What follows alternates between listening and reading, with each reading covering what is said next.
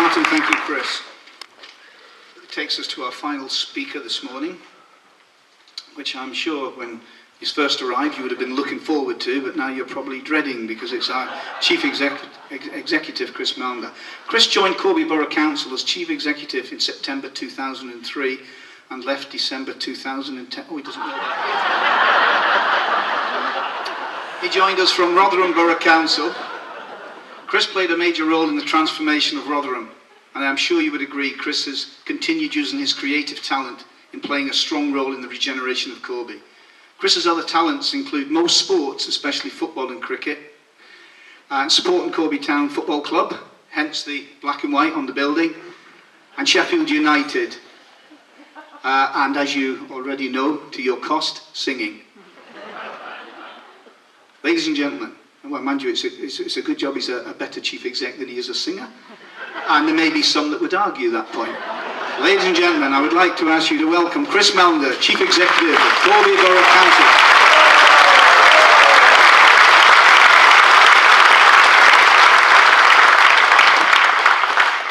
Thanks, Peter. It's a privilege and a pleasure to be Chief Exec of Corby Borough Council. I like this building so much, I bought the shirt, so hence.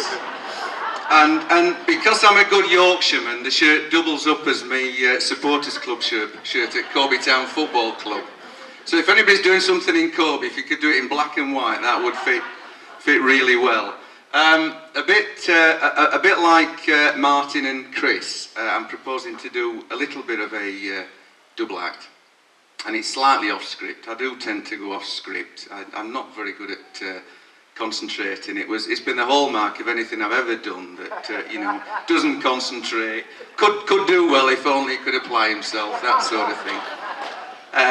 Anyway, I'd like to. This building is really about the future of Corby, and the future of Corby obviously rests with its young people. And today we have with us Corby Young Ambassadors, we have a group from the Shout Theatre Group, and we have Megan Sherlock, who is our young MP. She's young MP not just for Corby, but for Corby and Kettering. She's been a great ambassadorial role for the town and the borough. And I'd just like to sort of give the floor for a few minutes to Megan, just to say a few words on behalf of the young people of the borough. Megan, if you'd like to join me.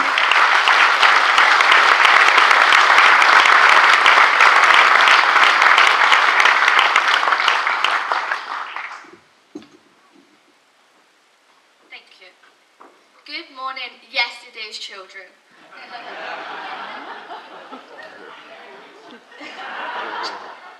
In all of my 16 years of life, I have seen great changes in Corby. But like most young women, I like things in small, sparkly boxes. Well, let me tell you, it may not be small, but today this marvellous box is sparkling in the Corby light. This building is going to be here, the heart of the community, from births, marriages and even deaths. This is the legacy Corby will leave the children of tomorrow and share with the youth of today. With great pride, I am always proud to come from Corby, but defy anyone to say today Corby has not made them proud. Thank you very much.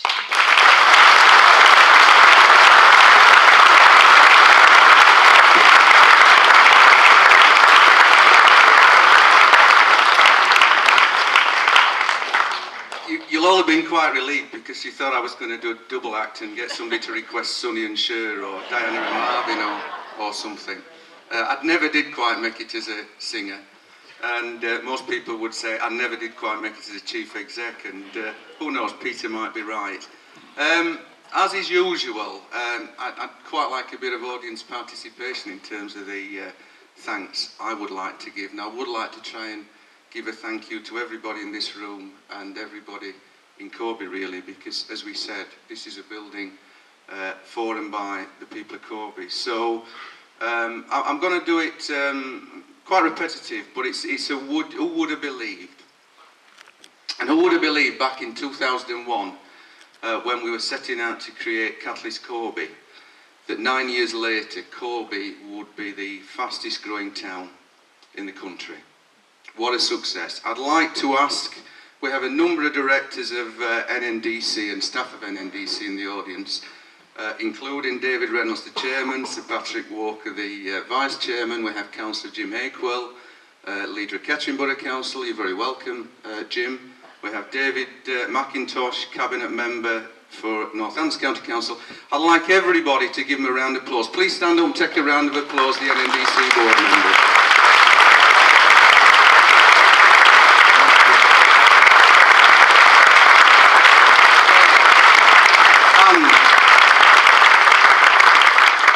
And moving on, 2003, we launched the regeneration framework.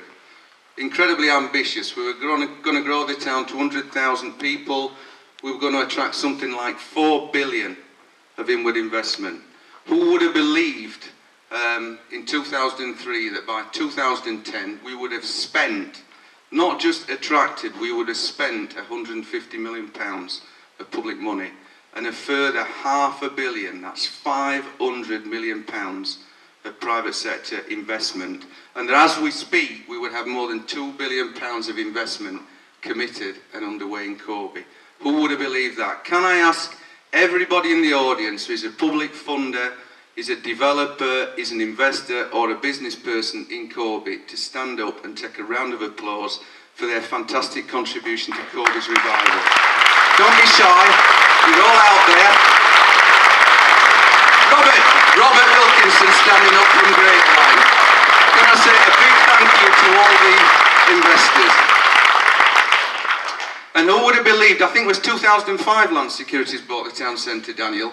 Who would have believed in 2005 when Land Securities bought those huge assets in big northern cities and bought Corby Town Centre? Who would have believed that by 2007 we would have a fantastic £40 million shopping centre and that we would have some of the best shopping on offer in the region? Who would have believed that? Can I ask Daniel on behalf of Land Securities to stand up and take a round of applause for that investment? And can I just say to the doubters and the doomsayers that it doesn't end here. We may not get Corby Evolution, but Daniel and Land Securities remain committed to Corby going forward.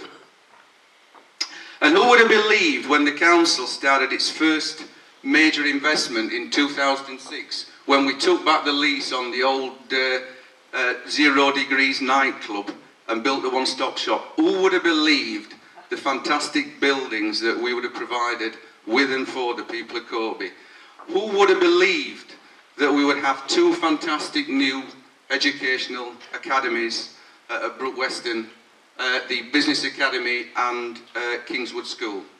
Who would have believed we would have a fantastic new primary school out at Oakley Vale, built by, designed by Ellis Williams? Who would have believed that we would have a fantastic new railway station? Who would have believed that we would have had an enterprise centre about to open in December? Who would have believed that we'd have a forward building programme in every part of the borough? Who would have believed that Corby could be such a success? I believe. You believe. Fantastic. Fantastic. We've got a believer.